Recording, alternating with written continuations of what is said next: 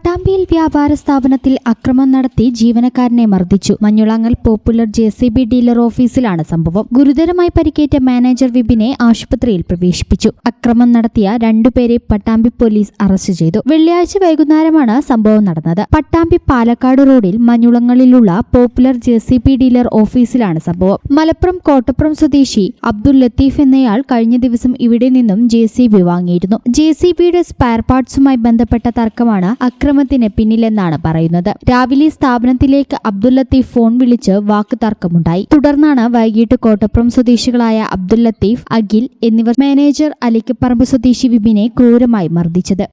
ലത്തീഫ് എന്ന് പറഞ്ഞ ഒരാളും അയാളുടെ കൂട്ടുകാരനാണെന്ന് തോന്നുന്നു, എനിക്കറിയില്ല. ഞാൻ ഈ ലത്തീഫിനെ ആദ്യമായിട്ടാണ് കാണുന്നത്. അവര് ഓഫീസിൽ വന്നിട്ട് സാധനം ഇല്ല എന്നും പറഞ്ഞതിന് വന്നടിച്ചതാണ്. അവര് കയ്യിൽ എന്താ ഉണ്ടായതെന്ന് എനിക്കറിയില്ല. അത് വെച്ച് നല്ല കുത്തല് കുത്തി തലക്കി. അതുപോലെ നട്ടലിനും അടിച്ചിട്ടുണ്ട്. നട്ടലിനും നല്ല വേദന ഉണ്ട്. തലയുടെ ഉള്ളിലൊക്കെ നല്ല പെയിൻ ഉണ്ട്. അതേപോലെ ചെവിയൊക്കെ നല്ല പെയിൻ ഉണ്ട്. തലയുടെ ഉള്ളിൽ മൊത്തത്തിൽ അനക്കാൻ പറ്റാത്ത അവസ്ഥ. സംസാരിക്കുമ്പോ ഭയങ്കര പറ്റണില്ല, കൂടുതൽ സംസാരിക്കാൻ വയ്യ. സംഭവത്തിൽ അബ്ദുൽ ലത്തീഫിനെയും അഖിലിനെയും പട്ടാമ്പി പോലീസ് അറസ്റ്റ് ചെയ്തു. തലയ്ക്കും നട്ടലിനും പരിക്കേറ്റ വിപിനെ ആദ്യം പട്ടാമ്പി ഗവൺമെന്റ് താലൂക്ക് ആശുപത്രിയിലും തുടർന്ന് വിദഗ്ധ ചികിത്സയ്ക്കായി പെരിന്തൽമണ്ണയിലെ സ്വകാര്യ ആശുപത്രിയിലേക്കും മാറ്റി. ഈ ചാനൽ ന്യൂസ്, പട്ടാമ്പി.